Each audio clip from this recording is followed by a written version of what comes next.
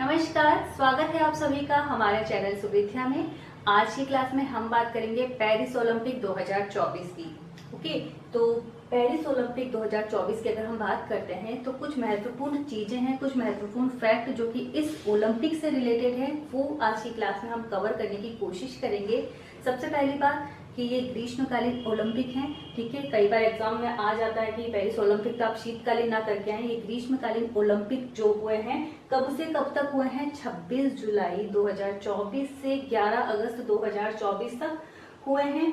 और क्या है ये? इंटरनेशनल मल्टी स्पोर्ट इवेंट है। क्या है ये? Multi sport event. बहुत सारे स्पोर्ट्स, अभी हम बात करेंगे कि टोटल कितने स्पोर्ट्स इसमें थे। तो 33वां ओलंपिक हुआ है। कहाँ हुआ है? पेरिस में हुआ है। कब से कब तक हुआ है? 26 जुलाई 2024 से 11 अगस्त 2024 तक ये जो ओलंपिक गेम्स हैं वो चले हैं। और स्थल देखा जाए कौन से प्लेस पर हुआ है, कहाँ पर हुआ है, तो पेरिस, फ्रांस। अब तीसरी इंपॉर्टेंट बात कि भाई चलो हमने बात करें कि 33वां पेरिस ओलंपिक है। इससे पहले टोक्यो में हुआ था। 32वां जो ओलंपिक था वो टोक्यो में हुआ था। और ओलंपिक से रिलेटेड जो इतिहास है इसका पूरा कि कब शुरुआत हुई, वो सारी भी मैं वीडियो इससे पहले बना चुकी हूँ। टोक्यो ओलंपिक के साथ मैंने बनाई थी। तो अगर आपको वो सारी चीज़ों की जानकारी भी लेनी है तो आप हमारी पिछली वीडियो में जाकर देख सकते हैं। इस क्लास में हम पेरिस ओलंपिक को मुख्यतः देखेंगे।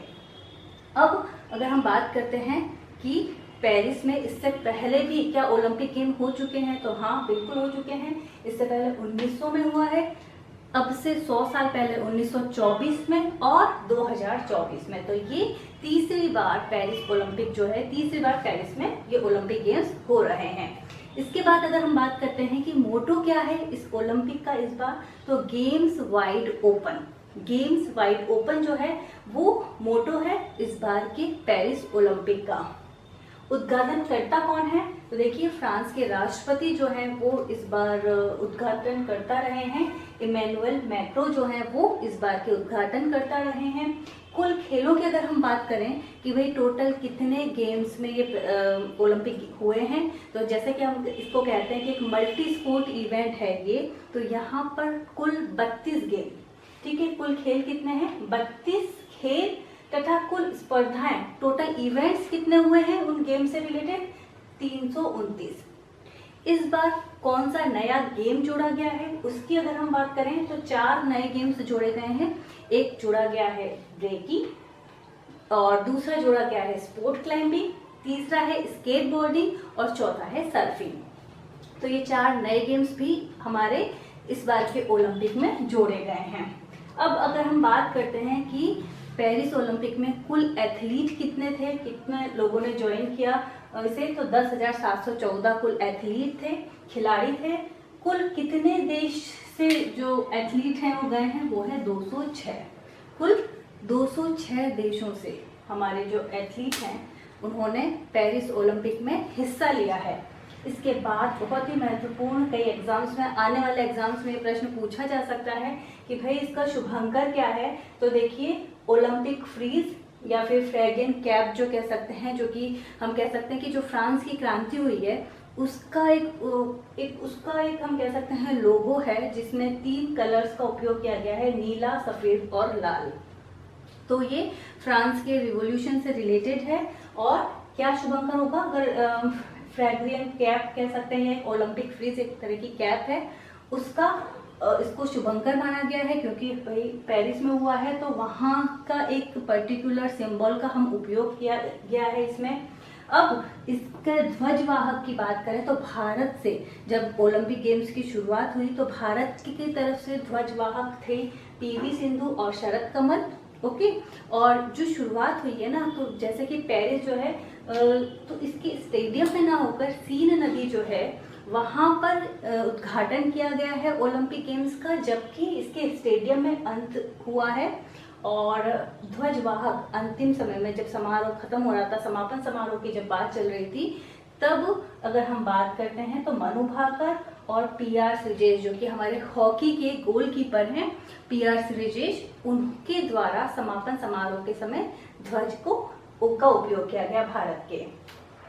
इसके बाद अगर हम बात करते हैं भारत के शेफ डी मिशन कौन है, यानी किन्होंने मुख्य रूप से इस मिशन के प्रमुख कौन है, हम कह सकते हैं जैसे कहते हैं ना कि भाई 8-10 बच्चे भी अगर किसी गेम में जा रहे हैं तो उनका एक मेन मिशन जो प्रमुख व्यक्ति होता है वो उनको लेके जाता है। तो इसी तरह से भारत से जितने खिलाड़ी गए हैं तो उन पर उनका ध्यान रखने के लिए कह सकते हैं तो मिशन के जो प्रमुख हैं वो हैं शूटर गगन नारंग। ओके, इसके बाद अगर हम बात करते हैं डिप्टी शेफ डी मिशन कौन है तो वो है शिव केशवन। इसके अलावा ओलंपिक गेम जब हो गए तो लॉ जब अंत में लॉ बुझाई गई है तो वो किसके द्वारा बुझाई गई है, वो बुझाई गई है लियोन मार्चेंट के द्वारा। लियोन मार्चेंट के द्वारा जो कि फ्रांसीसी तैराक हैं और इन्होंने इस पेरिस ओलंपिक में सबसे ज्यादा पदक जो है वो प्राप्त किए हैं। अब भारतीय टीम के प्रमुख प्रायोजक कौन थे इस बार, तो अडानी समूह रहा है। सबसे युवा भारतीय रेफरी कौन रहे हैं, साई अशोक रहे हैं। और भारत का प्रतिनिधित्व करने वाले सबसे अधिक उम्र के जो सबसे उम्रदराज व्यक्ति जो है वो कौन रहे हैं, रोहन बोपन्ना टेनिस के खिलाड़ी 44 वर्ष के हैं और उन्होंने इस पेरिस ओलंपिक का उन्होंने हिस्सा लिया है इसमें। और सबसे कम उम्र की धिनीधि दे सिंधु 14 साल की है, मात्र 14 साल की है और तैराकी से संबंधित गेम में ये इन्होंने हिस्सा लिया था। तो ये तो कुछ महत्वपूर्ण बातें हो गई कि भाई इस ओलंपिक से संबंधित इसकी शुरुआत, इसके अंत में ध्वजवाहक कौन थे, शुरुआत में कौन थे, किनके द्वारा उद्घाटन किया गया, कितने देश शामिल थे। अब अगर हम बात करते हैं कि भारतीय एथलीट दल की अगर हम बात करें तो देखिए कुल भारत की अगर हम बात करते हैं तो भारतीय एथलीट दल की हम बात करें तो कुल 117 एथलीट्स ने भारत की तरफ से पेरिस ओलंपिक में हिस्सा लिया था।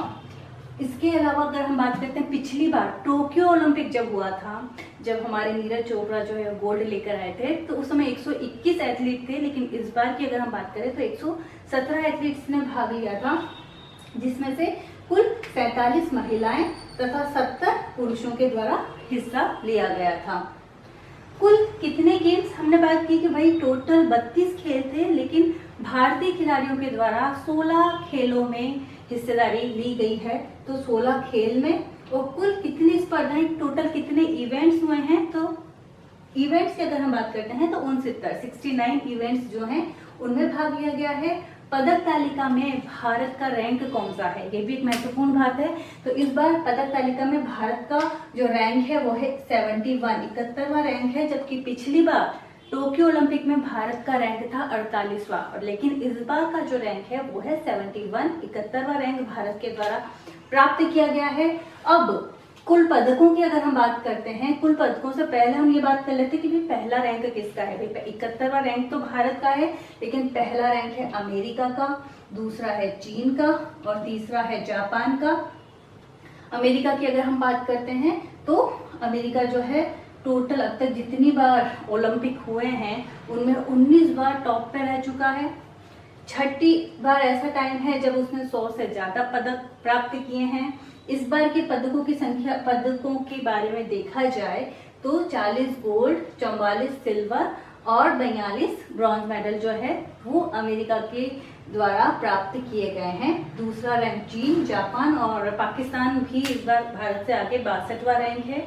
और अब हम बात कर लेते हैं कि कुल पदक भारतीय एथलीट्स को कितने मिले हैं। कुल पदकों की बात करें तो कुल 6 पदक मिले हैं। गोल्ड इस बार एक भी नहीं, 0, 1 सिल्वर और 5 कांस्य पदक मिले हैं।